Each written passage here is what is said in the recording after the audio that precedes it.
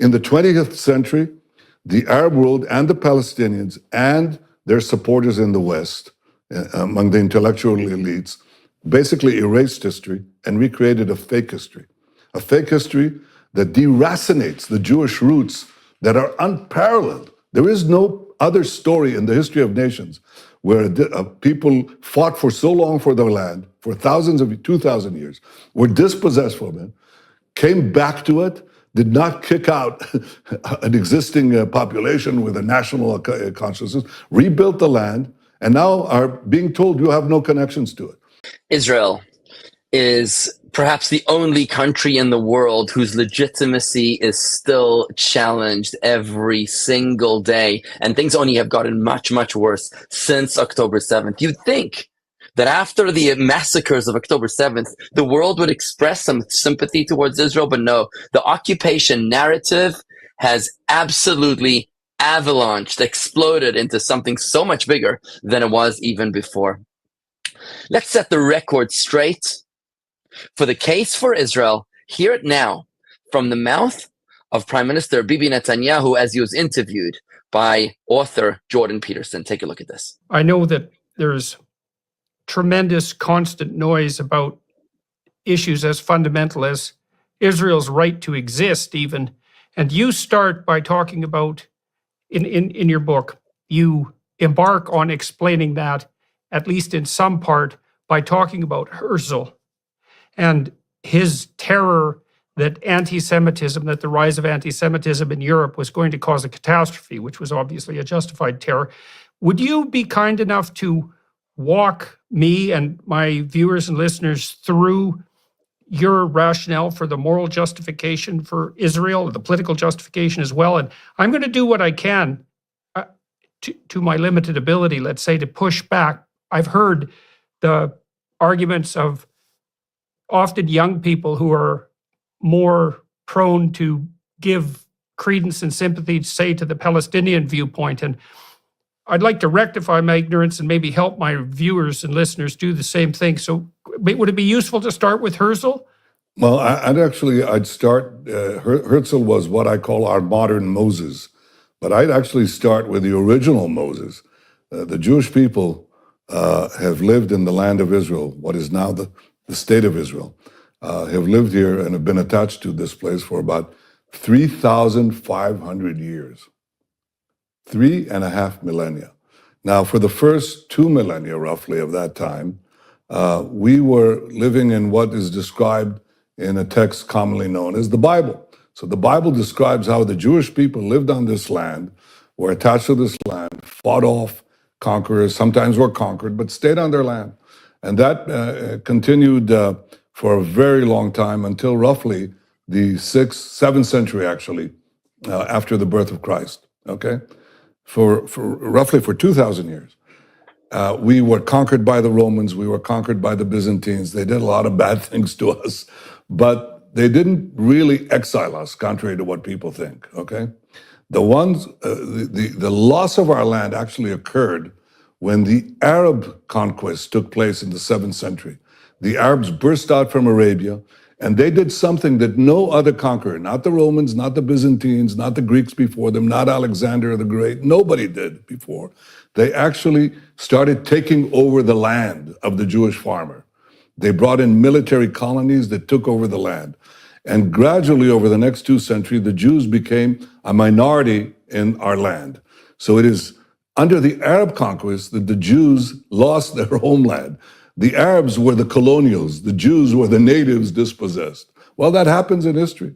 The Jews were dispossessed, we were flung to the far corners of the earth, suffered unimaginable suffering because we had no homeland, but we didn't disappear, and we never gave up the dream of coming back to our ancestral homeland. So generation after generation, the Jews could be in Warsaw, they could be in Yemen, they could be in China. And they said, next year in Jerusalem, we'll come back next year in Jerusalem. Well, that was made possible because the Arabs who had conquered the land basically left it barren. They never made it their own. It was a barren land. It really had, practically it was an empty land. And in the 19th century, the idea of coming back next year in Jerusalem became a reality. by the way, in part because of Christian Zionist support for the idea of the Great Return. The Jews came back in the 19th century to the land of Israel. The result of this return was that we started building farms, factories, places of employment. Arabs from nearby countries started immigrating, and they call themselves Palestinians. They reconstructed history and said, we've been here for centuries. No, they haven't. They weren't there at all, and they didn't have a national consciousness. We came back, made it our land, and we said, okay, we now will live together. We decided to establish a state in 1948, that's 75 years ago, and we said, everybody can live here. The Arabs said, there can't be a Jewish state. You have no right to be here. It's our land. It's not your land. It's been our land for 3,500 years. If you took over somebody's apartment, knocked them out, dispossessed them, and they never gave up the claim, and they said, it's our claim, and you left this barren dump, okay? And the families, the progeny of the people you kicked out, came back, rebuilt the house. You cannot come back and tell them, you don't belong here, we're gonna kick you out, especially since you're latecomers who've come to live in part of the house, which is what the so-called Palestinians are, okay? We say to them, you can live here, we can live here, but it's our land, it's our state.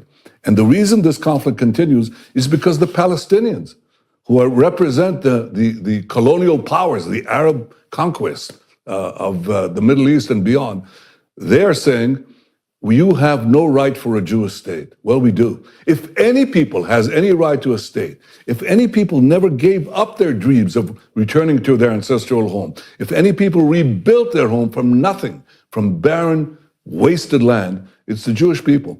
To tell them, you have suffered more than anyone else. You have never lost your dream of coming back and rebuilding your national life in your ancestral homeland. You have no right to be there. But the Arabs who are trying to destroy you, they have that right. That is a complete perversion of history and also a complete perversion of justice. The Jews belong to this land belongs to the Jews. The Palestinians are free to live here next to us, among us, but they're not free to demand the dissolution of the Jewish state. That is not justice, that is injustice. That's the shortest lecture I can give you about Jewish history. So why do you think the claim that the Palestinians were somehow there in Israel first and have been displaced in a colonial occupation, let's say, by the Jews, why do you think that idea has gained such cachet, not least in the West? Because of ignorance? I mean, what do you mean they were here first? Well, you're familiar with the story of Jesus, right? Jesus was a Jewish rabbi living here 2,000 years ago. He was a rabbi from the Galilee, okay? He came to Jerusalem, he turned the money tables of the tables of the money changers on the Temple Mount. Where did that happen? Did it happen in Tibet? It happened here. Jerusalem was our capital. King David made it our capital 3,000 years ago. So the Jews are here. To try to say that they weren't here and that the Palestinians were here thousands of years ago is ridiculous. Anybody who you can actually Google this and find out how absurd this thing is. So as far as reinventing ancient history, that is unpardonable, because anybody can find out and understand that the Jews were here for thousands of years, the Palestinians weren't here. As far as modern times are concerned, what the Palestinians have said is, and I write this in my book, and I show it because it's so comical. What they say is, we were here, Palestine was a verdant land in the 19th century, teeming with the Palestinians, until the Jews came in, took it over and threw it out. Okay, well, that's what Arafat effectively said in his infamous speech in the United Nations, blaming Zionism, equating Zionism with racism. Well, there's only one problem with that. He said that the Jewish invasion of this verdant Palestinian homeland happened in 1881, okay? The problem with that is that 12 years before, a famous visitor, among hundreds of visitors, named Mark Twain, visited the Holy Land. And he describes a totally different picture. He describes Palestine, I'm quoting him, is a vast wasteland. He said, only imagination can grace this barren land with the pomp of circumstance and life. It's just He said, we traveled for a whole day. We didn't see, in the Galilee, we didn't see a human being, one single human being. He said, Jerusalem sits in sackcloth and ashes. And as he was saying that, it's the Jewish return that began, building the land. Well, perhaps one could argue, it's obvious that Mark Twain was not in the service of the Jewish state because it didn't exist. He wasn't in the service of the Jewish lobby because there wasn't any Jewish lobby. He was just reporting what was there.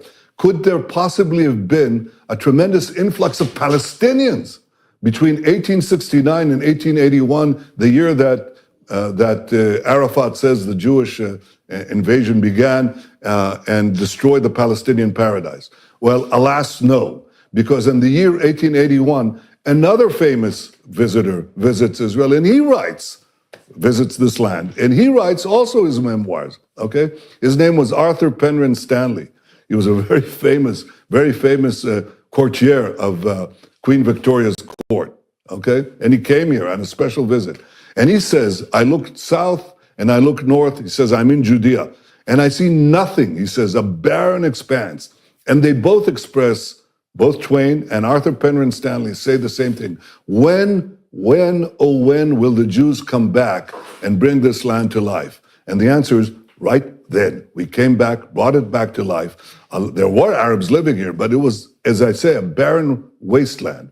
But Arabs began to immigrate naturally because we created a rise in the standard of living that attracted Arabs from neighboring states. Those Arabs are now the descendants of those Arabs who migrated as a result of the Jewish return. Many of them now are considered Palestinians. So what I'm saying, and I'm saying this to you, Jordan, and to your audience, there has been a complete fabrication of history. It's the biggest lie of the big lies that have permeated the 20th century and the 21st century, is to say that the Arabs were here before, that is, the Palestinians were here before the Jews, when we were here for thousands of years, that we are the colonials, when in fact it was the Arabs who were the colonials who dispossessed the original natives, and that is the Jews, that we came back to this land that was laid barren by the Arab conquest, brought it back to life, and allowed Arab immigration, what we call now Palestinian immigration, to come back in. And now they say to us, in unimaginable chutzpah,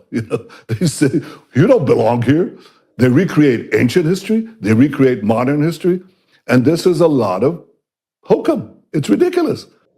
Fascinating points for us to take into consideration when we realize that the Palestinians weren't actually invented until 1967. Think about it this way. From 1948 until 1967, the Arabs owned all of those supposedly disputed territories. Egypt ruled over Gaza, Syria over the Golan Heights, and Jordan ruled over the so-called West Bank, which is really the biblical Judea and Samaria.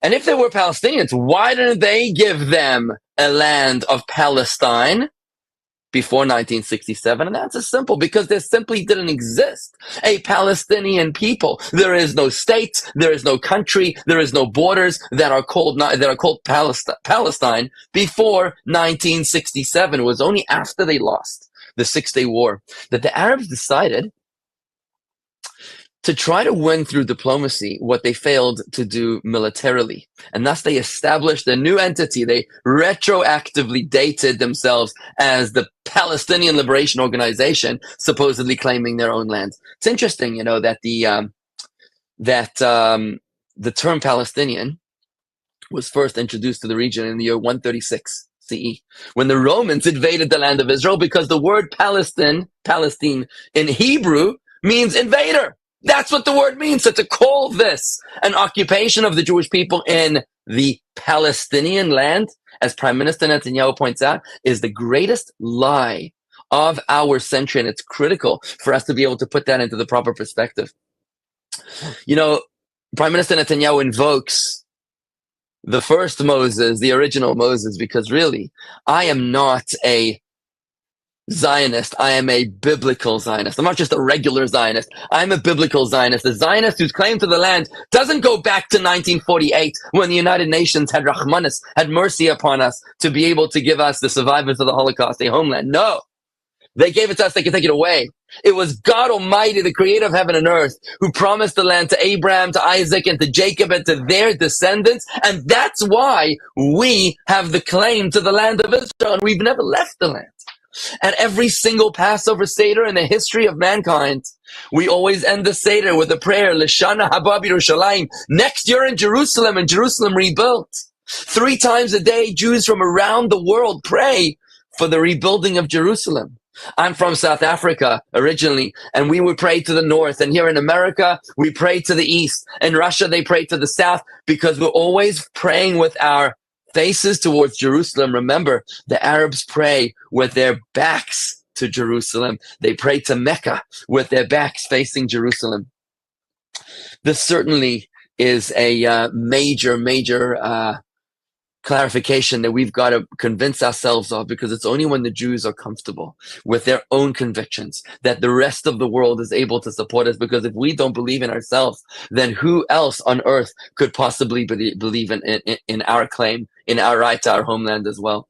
We're celebrating Hanukkah, where we're commemorating the victory of the Jewish people over the invading Greek army 2,200 years ago. They invaded our promised land, our homeland, the land of Israel, tried to overwhelm and to occupy our temple, and thank God we drove them out.